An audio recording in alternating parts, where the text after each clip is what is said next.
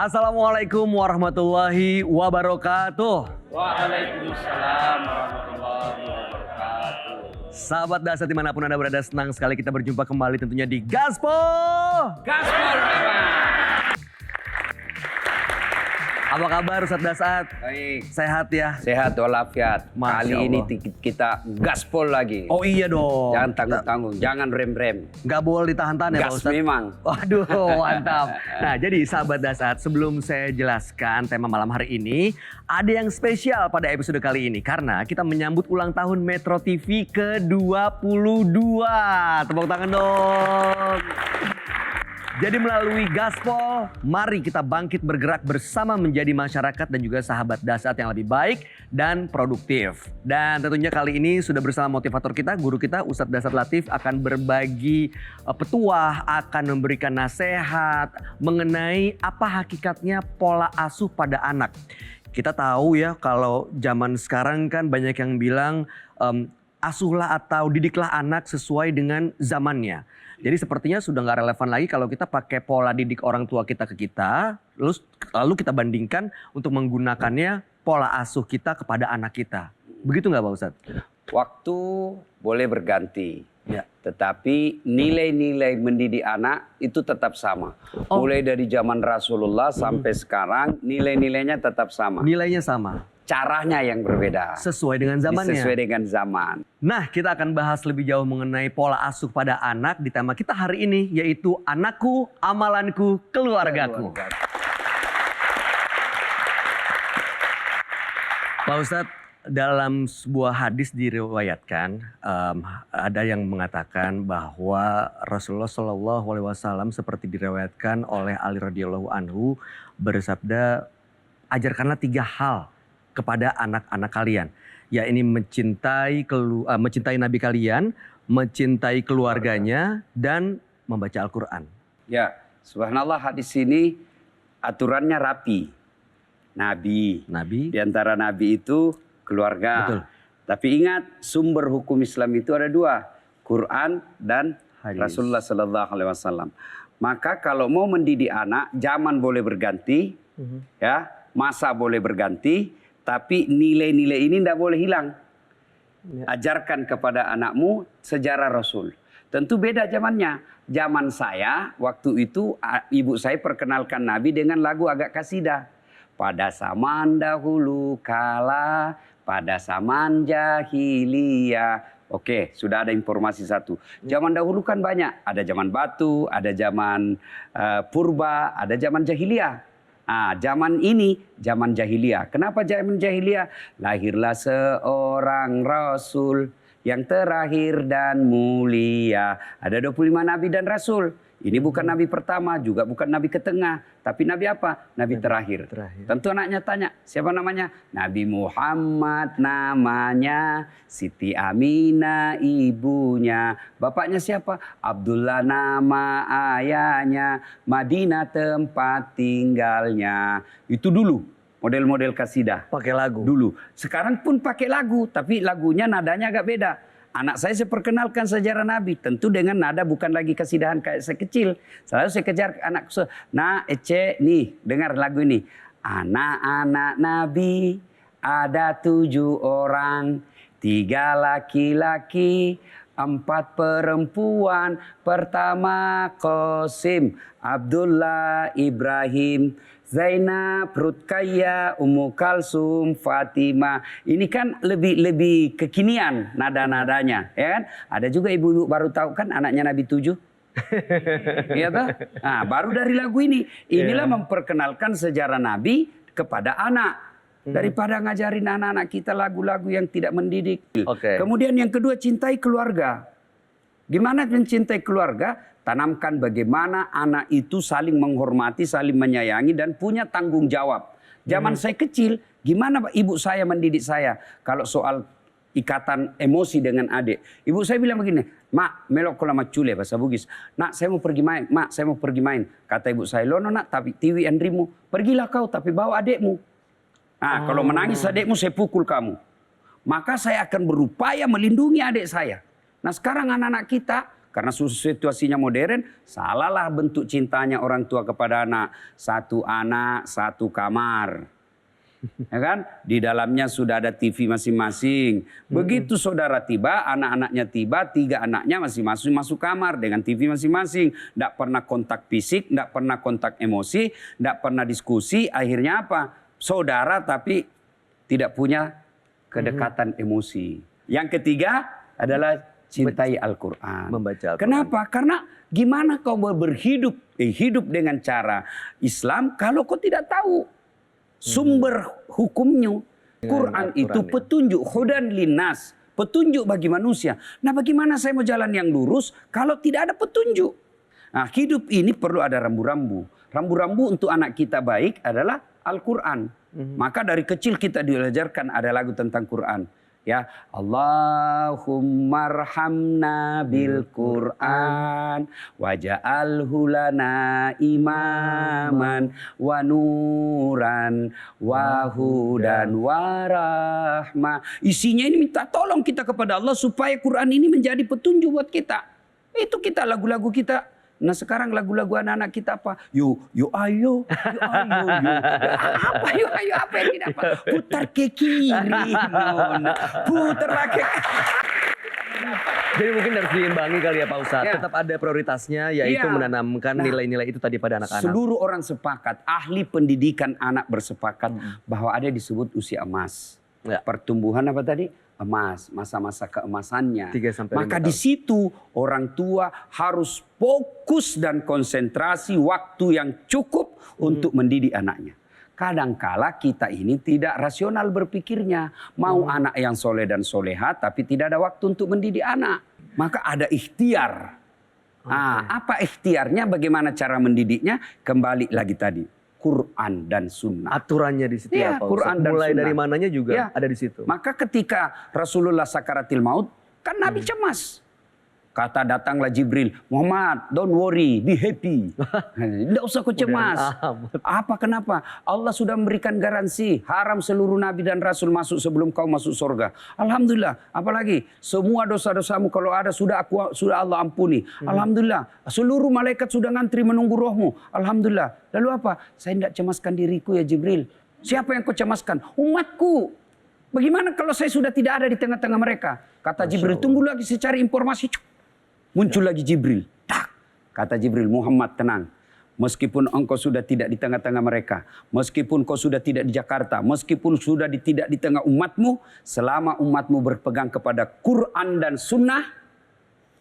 Tidak usah cemas. Mereka akan jalan dengan lurus.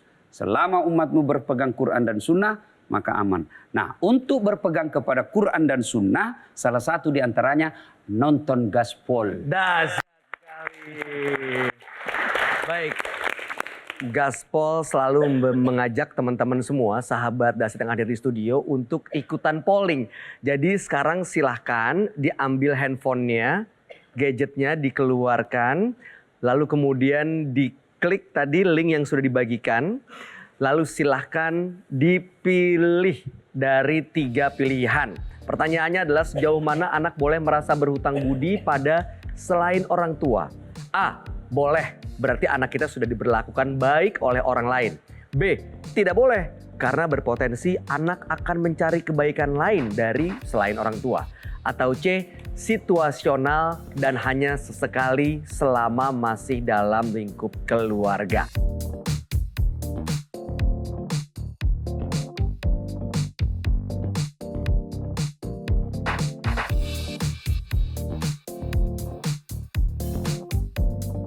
Boleh disimpan lagi gadgetnya, handphonenya dimasukin lagi ke dalam kantongnya.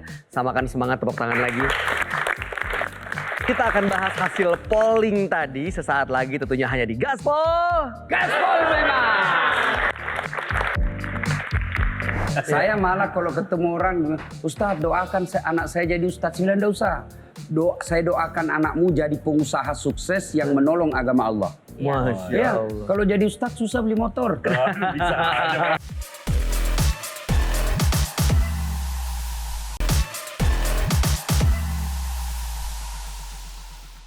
Gaspol! Seperti yang tadi kami sampaikan di awal bahwa hari ini ada yang spesial. Karena kita juga kedatangan tamu yang sangat spesial. Sudah bersama kita sebuah keluarga yang harmonis, suami, istri, dan 3 putra-putrinya. Ada Tengku Firmansyah dan juga Cindy Fatika Sari. Dan juga Omar. Assalamualaikum. Waalaikumsalam. Masya Allah. Terima kasih sudah hadir loh kakak-kakak sekalian. Omar apa kabar, sehat? Sehat. Mantap. Nah, sebelum kita lanjutkan obrolan bareng sama narasumber kita perlu informasikan juga tadi kita sudah melakukan polling. Pertanyaannya, sejauh mana anak boleh merasa berhutang budi pada selain orang tua? A, boleh. Artinya anak kita sudah diperlakukan baik oleh orang lain. Atau B, tidak boleh karena berpotensi anak akan mencari kebaikan lain dari selain orang tua. Atau C, situasional selama masih dalam lingkup keluarga. Tanggapannya Pak Ustadz mengenai polling ini sebaiknya seperti apa sih Alhamdulillah, sebenarnya? yang pertama itu tidak ada masalah. Boleh. Ya, boleh. Anak itu sejak kecil diajarkan bahwa pandai berterima kasih dan bersyukur serta menghargai kebaikan orang lain. Ya, jangan sampai diajarkan ke anak meskipun dia baik, jangan kau dekat sama dia, harus pandai menghormati kebaikan orang. Nah sekarang kalau kekhawatirannya nanti dia merasa lebih dekat orang lain daripada ibunya, disitulah peran ibu. Jangan sampai pembantu babysitternya lebih dekat secara psikologis daripada orang tuanya. Jangan salahkan kedekatannya, salahkan adalah kok anak saya lebih dekat dari dia. Justru itu yang dipertanyakan. Itu yang dipertanyakan, berarti ada yang salah. Dasar sekali. Kita lihat hasil pollingnya dulu Pak Ustadz. Nah inilah hasilnya, ternyata 25% milih boleh. Berarti anak kita sudah diperlakukan baik oleh orang lain. Tapi yang banyak dipilih adalah B nih, tidak boleh. Karena berpotensi anak akan mencari kebaikan lain selain dari orang tua. Yang C, situasional dan hanya sesekali. Selama Coba ini bahayanya keluarga. nih, yang nomor B. Ya. Kalau misalnya anak tersebut tidak mendapatkan kasih sayang dari orang tuanya, lalu dia juga dilarang untuk kepada orang lain, dari mana dia mendapat kasih sayang? Akhirnya terbentuk karakter dan pribadi yang kasar. Nah ini, jadi kalau dia tidak dapat dari orang tuanya, ya kan dia akan mencari kasih sayang dari pembantunya, dari temannya, dari tetangganya, dari pamannya, ya kan? Syukur-syukur kalau dapat orang tua yang seperti dua di depan kita ini. Masya Allah. Oke, Pak Ustadz, tapi mungkin ini merasa berhutang budinya kali. Boleh nggak sih kita merasa berhutang budi misalnya Harus. sama orang lain? Justru harus. Justru kalau Mas Bayu baik kepada saya, lalu saya tidak merasa berhutang budi, itu bukan manusia baik itu. Ya, bahkan kan orang bilang ada dua yang tidak bisa, ada dua yang hal yang kau harus lupakan. Apa? Kebaikanmu kepada orang lain, lupakan itu. Oke. Ya. Dan yang kedua, kesalahan orang kepadamu, lupakan. Tapi yang tidak boleh kau lupakan adalah kebaikan orang kepadamu. Itu tidak boleh dilupakan. Orang sudah baik, tapi kita ajarkan, jangan pernah ingat kebaikan. Nah, justru tanamkan utang budi kepada anak-anak bahwa kalau orang berbuat baik kepadamu itu utang budi. Sebaik apapun kamu upayakan, tidak bisa ke utang budi kan tidak bisa dibayar dengan duit. Betul. Maka akhlak menghargai kebaikan orang itu agama, itu ajaran agama. Dahsyat sekali. Baik. Nah, kalau dari polling ini, keluarga Kakak Firman. Ini ada yang bilang katanya Kakak Tengku, tapi manggilnya biasa dari dulu Kakak Firman. Gimana dong? Gimana? Dari 3 pilihan ini, mana yang kira-kira yang paling mendekati? B itu mungkin yang bukan tidak boleh kali ya. Maksudnya kita mengajarkan anak tuh untuk tetap menghargai. Terus kalau ada orang baik ya tetap berterima kasih. Tapi mungkin dilihatnya kalau anak kita masih kecil, kita harus mengajarkan kan kayak ada sekarang semacam modus-modus penipuan atau penculikan yang ngebaik-baikin anak. Terus setelah dia ini terus diajak mungkin ke arah sana kali. Jadi kita gimana caranya membentengi anak tuh nggak semua orang yang tiba-tiba orang asing melakukan sesuatu kebaikan kita harus mengikut aja. Selama ini kan ada 3 putra putri. Yang pertama Saira. Iya, Syaira. Umur 22 tahun sekarang. Lalu kemudian yang kembar Kianu dan Omar. Ya. 18 tahun. 18 tahun. Bagi tugasnya sejauh ini gimana? Soalnya kan banyak yang kalau PR tanya mamamu. Kalau jajan minta papamu gitu. Gimana kalau dari keluarga? Kalau Gimana? sekarang ya, kalau kondisi sekarang ya, mungkin bagi tugasnya ya kebanyakan sih urusan sekolah sih sama mamanya gitu. Oke. Kalau saya tuh kadang-kadang suka banyak kasih masukan tentang Al-Quran, tentang hadis gitu ya. Jadi ustadz kecil lah di rumah. Biarpun kalau saya udah mulai ngomong tentang itu, selalu papa ceramah, Dedi ceramah terus nih. Mulai ceramah nih gitu. Pada udah nggak terlalu ini apa, lama-lama mereka nggak terlalu ngedengerin gitu. Karena saya keseringan gitu. Akhirnya kalau keseringan mamahnya yang turun tangan, ngasih apa masukan lain gitu. Ya kita bagi-bagi tugas di situ sih. Bagi tugas ya. Kalau Cindy sendiri kan tadi kan lihat ada 3 hal yang harus dia ajarkan. Pola asuh kepada anak tuh. Cinta kepada Nabi, cinta kepada keluarga, lalu membaca Al-Quran. Dan kalau misalnya kita membandingkan pola asuh orang tua ke kita untuk diterapin ke anak, kayaknya udah gak relevan. Nah kalau Cindy menanamkan 3 hal tadi tuh dengan cara seperti apa? Yang pertama kita berusaha untuk mencontohkan dulu gitu. Karena jujur aja dulu aku sama Firman juga sebenarnya masih jauh dari sempurna. Terus alhamdulillahnya pas anak-anak sekitar umur 8 tahun ya yang paling besar itu, yang kecil ini masih 5 tahun, kita berusaha ke arah yang lebih baik gitu Bay. Jadi ya kalau orang sekarang bilang mungkin hijrah lah ya katanya gitu. Ya lebih berikhtiar menjalankan hidup sesuai dengan pedoman Al-Quran dan Sunnah gitu. Rasul. Itu kita berikhtiar. Sebelumnya enggak gitu, emang berantakan. Dan kita mengakui hal itu. Tapi ya mudah-mudahan aja belum terlambat dan kita berubah untuk menjadi arah yang lebih baik lalu mencontohkan kepada mereka. Tapi Dedinya juga tetap ceramah, tapi yang kita perhatiin yang lebih ngaruh sama anak-anak itu memang menteladani sih sebenarnya gitu. Jadi kayak apa ya, tertanam di alam bawah sadar mereka gitu dengan melihat bapak dan ibunya setiap harinya kayak gimana gitu. Masya Allah.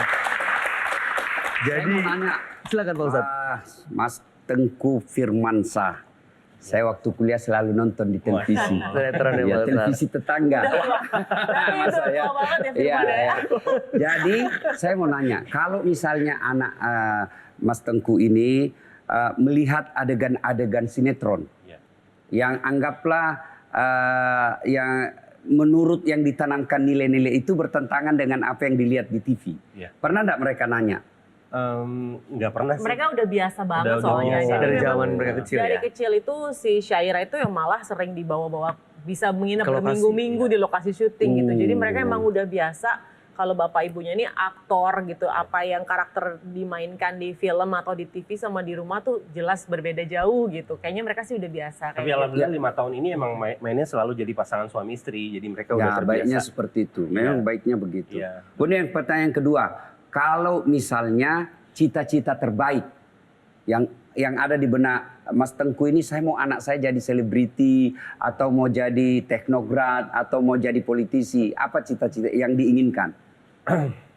Biasanya ayah tuh ya Pak Ustadz. Sih sebenarnya pengennya ada yang jadi ustadz anak saya gitu. Pengennya, tapi kan kita kan sebagai orang tua tidak bisa memaksakan kehendak. Jadi kita mengikuti aja apa yang anaknya interestnya kemana gitu. Nah kalau di istri saya bilang kan di sekolah dia ada tes minat dan bakat gitu. Di situ bisa tahu anaknya ini kemana bakatnya gitu. Tapi yang paling penting sebenarnya di apapun profesinya, kita berdua ini sebenarnya goalnya adalah anak-anak ini punya akhlak yang mulia. Sesuai dengan tuntunan agama Islam. Itu yang paling penting. Tidak mesti jadi ustadz. Iya. Saya malah kalau ketemu orang, Ustadz doakan anak saya jadi ustadz. Saya bilang, enggak usah. Saya doakan anakmu jadi pengusaha sukses yang menolong agama Allah. Masya Allah. Kalau jadi ustadz susah beli motor. Bisa aja. Pak Ustadz enggak. Jadi bagaimana dia jadi pengusaha? Mas Tengku tahu enggak? 10 sahabat Nabi yang dijamin masuk surga, 7 diantaranya saudagar, 7 diantaranya pengusaha. Tapi seperti Mbak Cindy katakan tadi, apapun profesinya, yang penting dia punya akhlak. Ya, mau jadi artis, mau jadi politisi, mau jadi pengusaha, tapi dia berakhlak. Tapi kalau dia tidak punya akhlak, tidak ada gunanya. Tidak ada gunanya. Mas Tengku nanti kalau wafat, Mbak Cindy kalau wafat siapa yang doakan? Anak kan. Pasti. Suami jangan harap, biasanya kawin lagi. Astagfirullahaladzim, Pak Ustadz kok tahu? Iya. Nah, maka visi utamanya misi visi misinya adalah menjadikan anaknya soleh dan soleha. Dahsyat sekali. Saya kembali lagi ke Firman dan juga Cindy. Waktu dulu, waktu sebelum seperti sekarang berubah gaya hidupnya setelah hijrah, ada pola didik yang berbeda dong antara dulu dan setelah hijrah. Banget. Ada di mana? Perubahannya itu di mana? Perubahannya ya kita lebih sering berantemnya di rumah. Kok gitu? Iya, dulu karena 10 tahun pertama itu masa-masa perjuangan. Oke. Kita menemukan jati diri sebagai mitra ibadah dalam keluarga gitu. Dulu kita nggak tahu sebenarnya kita tuh sebenarnya pernikahan tuh tujuannya buat apa sih gitu. Sesuai dengan agama. Yeah. Hidup kita sebenarnya kita tuh hidup di dunia tujuannya buat apa sih gitu. Itu sebenarnya nggak terlalu, ya sempat dengar tapi belum terlalu menghayati gitu loh. Setelah kita tahu oh ternyata kita itu hidup ya untuk beribadah gitu. Pernikahan juga sebenarnya adalah ibadah, salah satu ibadah yang paling lama gitu kan, bisa berpuluh-puluh tahun. Makanya aku sama Firman tuh kita sekarang udah tahu kalau kita tuh partner ibadah dalam keadaan suka dan duka gitu. Dahsyat sekali. Nah, setelah ini sahabat dasar kita akan tanya bagaimana narsum-narsum kita mendidik anak-anaknya. 3 orang, ada yang sudah remaja, ada yang kembar, dan bahkan berkebutuhan khusus. Makanya jangan kemana-mana, kita akan lanjutkan sesaat lagi tentunya hanya di Gaspol. Sebenarnya sih ini bukan hal yang patut dikasihani atau apa juga gitu. Maksudnya biasa aja gitu. Karena buat kita ini adalah sebuah berkah gitu ya. Dan banyak kelebihan-kelebihan Omar yang membuat aku sama Firman tuh jadi banyak belajar. Jadi sebenarnya bukan kita yang ngajarin dia, tapi sebenarnya Omar yang ngajarin kita banyak sekali hal.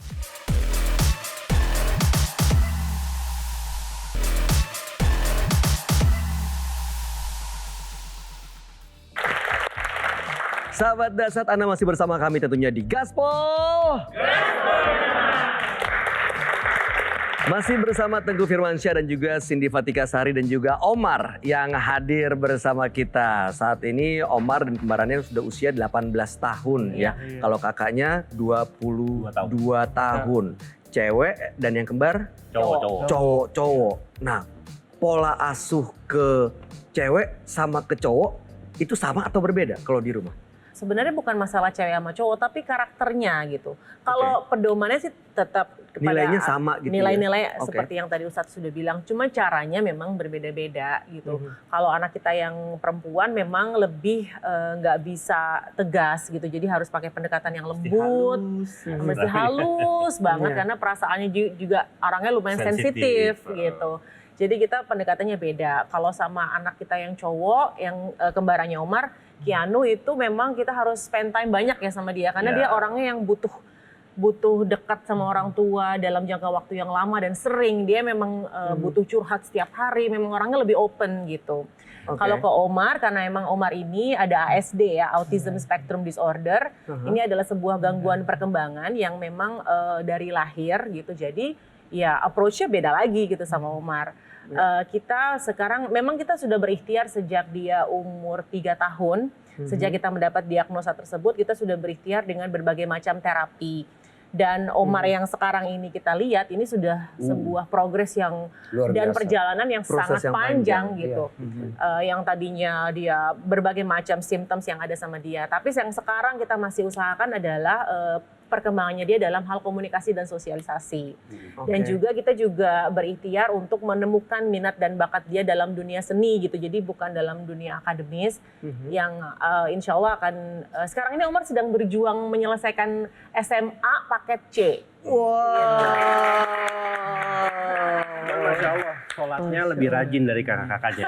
Ya benar, bisa jadi contoh role model nih. Dia selesai azan langsung dia sholat. Langsung berangkat. Kalau yang satunya itu mesti tetap diingetin. Oh gitu. Dan nggak bisa dimarahin, kita nggak bisa sholat gitu, nggak bisa dia. Nah itu ngajarinnya Omar gimana bisa seperti itu? Masya Allah itu juga. Masya Allah itu udah kuasa Allah udah. Jadi kalau denger azan udah langsung wudhu, langsung sholat udah. Kebiasaan, dijadiin kebiasaan sama dia. Kita juga kayak maksudnya ya sebenarnya sih ini bukan hal yang patut dikasihani atau apa juga gitu. Maksudnya biasa aja gitu. Karena buat kita ini adalah sebuah berkah gitu ya. Dan banyak kelebihan-kelebihan Omar yang membuat aku sama Firman tuh jadi banyak belajar. Jadi sebenarnya bukan kita yang ngajarin dia, tapi sebenarnya Omar yang ngajarin kita banyak sekali hal gitu. Dia bisa bersyukur dan bahagia hanya dengan simple things kayak misalnya makan makanan yang enak itu aja udah bikin dia tuh bersyukur luar biasa. Sedangkan kalau mamanya kan pengen ini, pengen itu, banyak gitu mau duniawinya. Tapi kita juga bilang, oh iya ya nggak heran ya, soalnya kan orang-orang seperti Omar ini adalah calon penghuni surga. Ya pantas aja kalau jiwanya tuh indah banget gitu. Masya Allah. Kalau Omar sendiri, makanan kesukaannya apa sih Omar? Omar Saya suka makanan apa? suka makannya nasi goreng. Nasi goreng. Iya. Wah, kalau makan nasi goreng harus pedas apa enggak? Enggak, tidak pedas. Tidak pedas, enggak suka pedas. Enggak pedas. Oke, kalau Omar sendiri cita-citanya kalau udah dewasa mau jadi apa Omar sebenarnya? pengen jadi apa? Pengen jadi apa? Saya mau menjadi Apa? Saya belajar lukis. Melukis. Jadi pelukis. Iya. Oh, berarti dari sekarang udah belajar melukis? Sudah melukis ya. Iya, Ya, waktu sudah. itu Omar Waktu- waktu sebelum pandemi dia sempat ikut pameran. Jadi salah satu lukisannya udah sempat dipamerin dan udah laku juga gitu. Cuman waktu itu terhenti karena pandemi, jadi nggak bisa ke guru artnya. Nanti insya Allah setelah dia lulus ujian SMA akan kita lanjutkan lagi ke arah sana. Gitu. Dahsyat. Oke, Pak Jadi Ustadz, ada saya komentar atau pelajari pertanyaan? banyak cara Allah memberikan waktu dan kesempatan kepada hambanya untuk dekat dengan Allah. Salah satu di antaranya menghadirkan anak seperti Omar. Allah sayang kepada keluarga ini sehingga dihadirkan. Nih loh, saya supaya kamu jangan banyak keluar. Karena banyak keluar banyak cobaan, banyak keluar itu banyak duniawi yang bisa menyesatkan. Tinggal aja deh di rumah urus anak. Coba bayangkan kalau tidak ada si Omar. Mbak Cindy barangkali lain ke sana, Mbak Firmannya juga lain, akhirnya jarang ketemu. Ya kan? Nah, jarang ketemu, lebih dunia, lupa akhirat. Kalau kita menyikapinya dengan positif, yang orang bule bilang positive thinking, kalau bahasa agama kita sangka baik, oh beginilah cara Allah mencintai saya, supaya saya lebih banyak di rumah. Tidakkah agama menganjurkan perempuan itu harus lebih banyak di rumah daripada di luar? Nah, kan sahabat perempuan-perempuan pada zaman Nabi kan protes. Ya Rasulullah, ini katanya Islam adil. Laki perempuan tidak ada perbedaan. Tapi setelah kami pikir-pikir, ini laki-laki lebih banyak amalnya daripada kami ibu-ibu.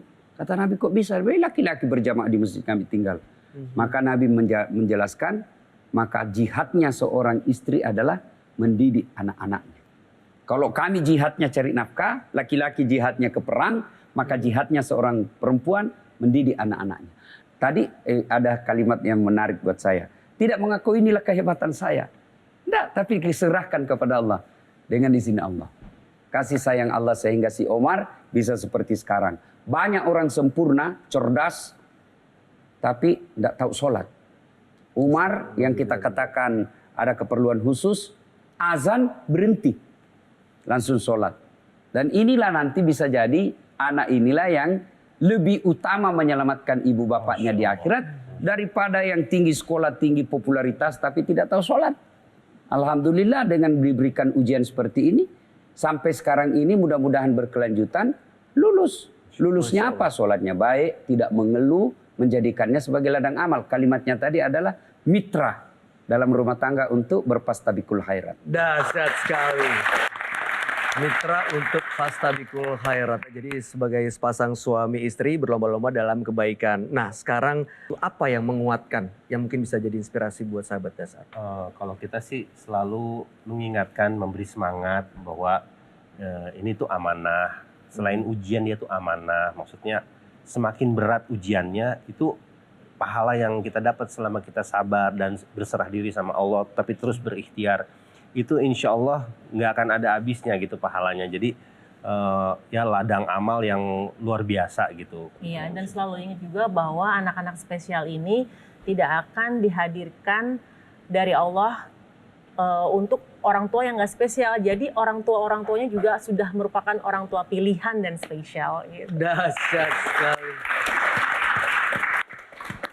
Kalau Omar sendiri sama Saira sayang nggak? Sama kakak saya Sama kakak? Sayang kakak. Sama Kianu sayang? Sama Kiana aku sayang. Sayang? Iya. Sama mama sama papa lebih sayang siapa? Lebih sama saya mama dan daddy. Wih dua-dua aja mama dan Dedi. Kalau disuruh milih dia nggak mau loh Pak Dia Ustadz. cari aman ya. Cari aman. Oke. Nah, buat sahabat-sahabat Dasat, orang tua di rumah yang mungkin mengalami hal yang sama atau mungkin mengalami situasi yang tidak biasa gitu.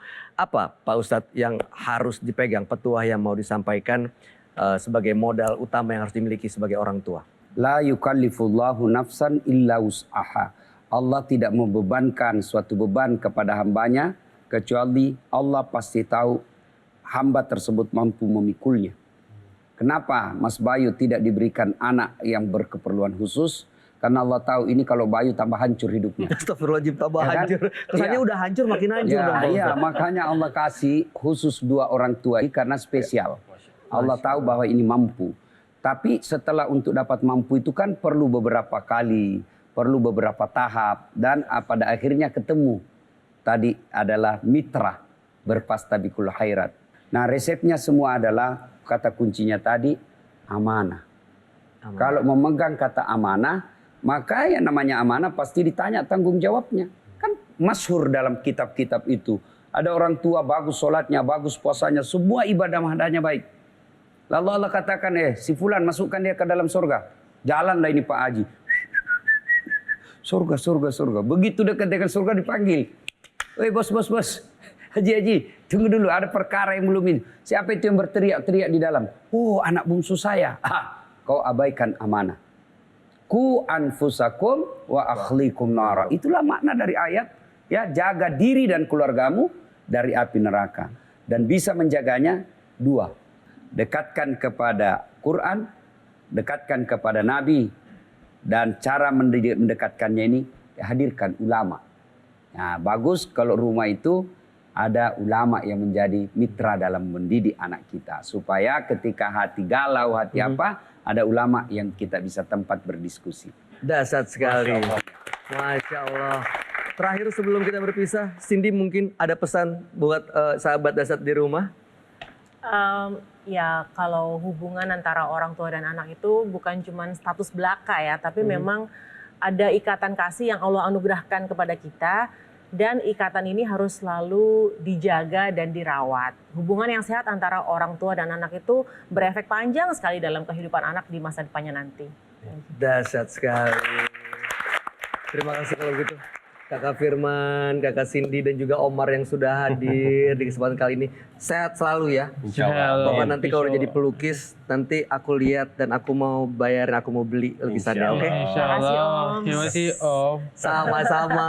Semoga keluarga Cindy Fatika Sari dan juga Teguh Firmansyah selalu diberi keberkahan dan untuk menjaga amanah sehingga selalu menjadi keluarga yang sakinah mawaddah warahmah. Setelah ini kita akan dengarkan pertanyaan dari sahabat Daset yang ada di studio. Untuk itu jangan kemana-mana, tetap di Gaspol. Kamu disakiti, balaslah seperti apa yang kamu rasakan. Tapi tidak titik di situ, koma. Tapi memaafkan jauh lebih mulia di sisi Allah Subhanahu wa taala.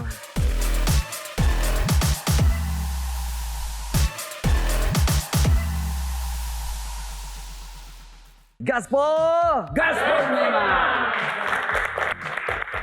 Kita gaspol untuk perbanyak ilmu dan amalan kita hari ini. Dan seperti janji kami tadi, kita akan memberikan kesempatan kepada sahabat Dasat yang ada di studio untuk bertanya. Silahkan, yang mau bertanya boleh angkat tangannya. Ibu, boleh sebutkan nama dan pertanyaannya. Sebagai seorang ibu tunggal, saya pastinya bekerja Pak Ustadz. Dengan terpaksa meninggalkan anak saya di rumah dengan orang tua. Secara lahir mungkin kebutuhan anak saya terpenuhi, tapi secara batin kurang ya Pak Ustadz ya, karena ibunya tidak full di rumah gitu. Saya seorang ibu tunggal, janda Pak Ustadz. Oh itu, jadi karena saya seorang, ada juga bilang single parent. Betul. Iya kan? Kalau di kampungku bilang ya sudah janda.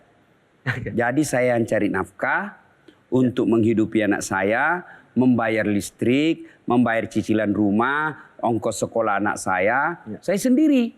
Anak saya akhirnya lebih banyak ditinggal. Nah, ibu harus cerdas. Lihat aja, ada saatnya memang harus terpenuhi dua-dua. cari kerjanya, terpenuhi cari nafkahnya, mendidik anaknya terpenuhi juga. Gimana caranya? Biasanya buka lapangan kerja di rumah. Oh, jadi kerja sendiri. Jadi kerja di rumah, misalnya buat warung. Jadi kita lihat Bu, hidup ini pilihan dan pilihan itu pasti ada konsekuensinya. Kalau ibu pikir, sudahlah saya kerja di rumah penghasilan sehari 200.000 bisa mencukupi kebutuhan rumah tangga. Alhamdulillah meskipun sedikit daripada di luar sehari dapat 1 juta tapi anak saya berantakan. Ini ada pilihan. Berarti kalau orang yang mau menyelamatkan dunia akhiratnya, dia akan pilih meskipun penghasilan tidak banyak, tapi saya bisa menyelamatkan anak saya.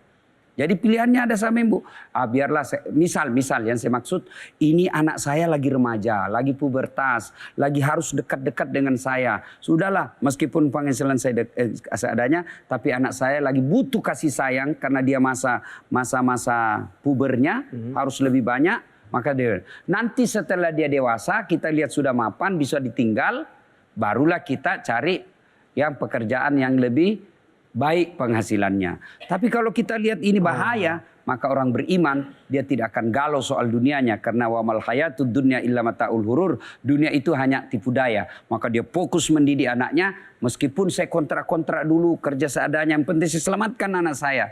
Insya Allah nanti anaknya yang hajikan orang tuanya, anaknya yang angkat derajat orang tuanya, anaknya yang kemudian membuatkan rumah yang spesial untuk orang tuanya. Kenapa? Karena orang tuanya berhasil mendidik anaknya dengan sebaik-baiknya. Jadi ada pilihan sama ibu, ya. Dahsyat sekali. Jadi memang kehadiran secara utuh buat anak itu akan menumbuhkan rasa cinta dan ikatan terutama emosional. usia-usia perkembangan lagi mencari jati diri. Betul. Kalau bahasa kita sekarang lagi puber, lagi remaja, ya itu jangan jauh-jauh. Begitu lewat itu. Ya kita lihat sudah Udah baik, yakin, udah ya baik. sudah sarjana, sudah bisa cari nafkah sendiri, sudah bisa jaga dirinya, ya sudah. Bisa kita lanjutkan. Tapi untuk tidak mengejar berhenti. Oh, nggak Berhenti berhenti. mendidik anak. Karena mendidik anak itu tidak boleh berhenti. Nah, contohnya Nuh alaihi salam. Pada saat anaknya sudah sakaratil maut, Nuh kan tidak abaikan. Tidak, ditarik terus. Ditarik, sini kau nak, naik ke perahu. Tapi anaknya tidak mau, tapi Nuh tarik terus. Artinya sampai sakaratil maut pun, anak tetap kita berikan nasihat-nasihat. Soal dia dapat hidayah atau tidak, urusan Allah Subhanahu wa taala. Karena hidayah bukan dari Mas Bayu, hidayah bukan dari Ustadz Das'ad, hidayah datang dari Allah Subhanahu wa taala. Dahsyat sekali.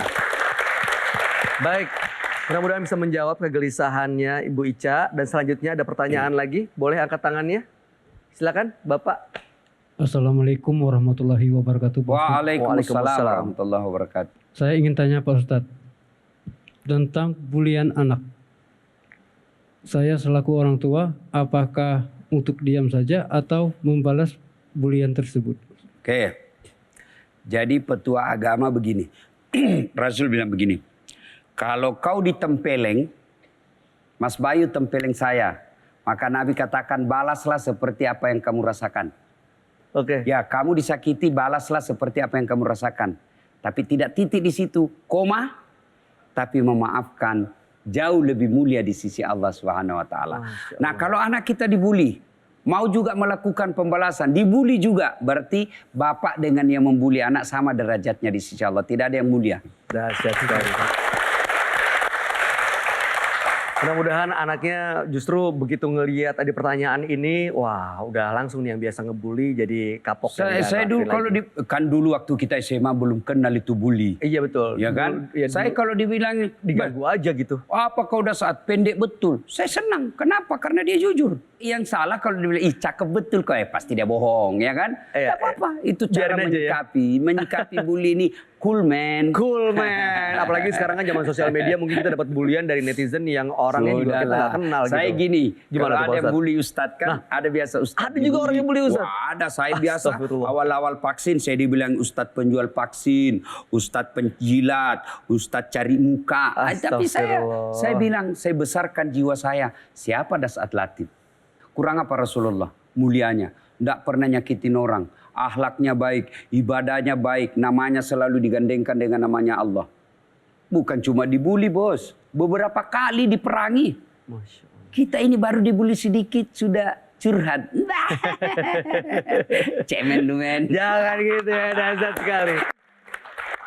Baik, Pak Ustadz, untuk menutup tema kita hari ini mengenai pola asuh kepada anak-anak. Kita tentu ingin anak-anak kita menjadi anak-anak yang handal, anak-anak yang soleh, soleha, dan juga mendapatkan hidayah dari Allah Subhanahu Wa Taala. Jadi, Mohon petuah buat kita. Mas Bayu, waktu saya ingat sekali waktu menikah dan setiap kita hadiri akad nikah, itu kan selalu saudara Dasat Latif, saya nikahkan engkau dengan anakku Naura Sidkia Nasrun dengan mahar ini tunai karena Allah. Berarti berumah tangga itu bukan karena melepas syahwat, bukan karena ingin berserumah dengan orang yang kita cintai, tapi niatnya lillahi ta'ala. Semata-mata karena Allah. Maka kalau niatnya lillahi ta'ala, maka niatnya adalah berpastabikul khairat. Berlomba-lomba dalam menuju kebaikan. Kalau niatnya adalah karena Allah, maka orientasinya bukan dunia saja. Dunia ini tempat transit, dunia ini persinggahan, dunia ini halte. Tujuan akhir kita akhirat. Maka kalau kau berumah tangga hanya karena dunia semata, pasti capek, sakit hati, lelah dan kecewa. Maka Allah menghadirkan kita rumah tangga, ada yang cobaannya anaknya nakal, ada yang anaknya narkoba, ada yang anaknya baik-baik tapi istrinya tukang selingkuh. Nah, kalau itu dijadikan ladang amal, berlomba-lomba mencari kebaikan, maka kita jadikan ladang amal, kita tanam supaya apa? Kita bisa nikmati di akhirat. Kalau orientasinya dunia saja, ketika tidak didapat apa yang dimau, kecewa. Tapi kalau orientasinya amal kebaikan untuk akhirat, oke, maka begitu mendapatkan kesusahan dalam rumah tangga, jadikan amal. Dan hebatnya Nabi berikan informasi gembira. Semua perkara umat saya ini baik. Semua perkara dalam rumah tangga umat saya ini bagus. Kalau dia kaya, kalau dia bahagia, kalau dia dapati apa yang dia mau, lalu dia bersyukur, syukurnya jadi amal. Ternyata dia berumah tangga tidak seperti apa yang dia mau. Semua yang dia dapati dalam rumah tangga ini tidak seperti yang dia harapkan. Musibah. Kalau dia dapat musibah dalam rumah tangga dan dia bersabar, sabarnya pun akan menjadi kebaikan. Yang jadi masalah adalah bahagia dapat harta bapak, dia tidak bersyukur.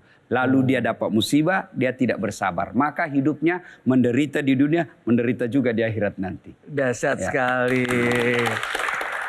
Semoga dengan petua dari Ustadz Dasat menjadikan kita sebagai orang tua yang mampu bersyukur dan bersabar sehingga mampu mendidik anak-anak kita menjadi anak-anak yang soleh dan soleha. Ustadz Dasat terima kasih atas petua-petuanya. Terima kasih. Dan terima kasih sahabat Dasat yang sudah hadir di studio. Boleh berikan tepuk tangan. Demikianlah perjumpaan kita di episode kali ini. Saya Bayu Oktara bersama seluruh kru yang bertugas mohon pamit. Insya Allah kita akan berjumpa kembali tentunya di kesempatan yang berikutnya. Hanya di Gaspol. Wassalamualaikum warahmatullahi wabarakatuh. Metro TV,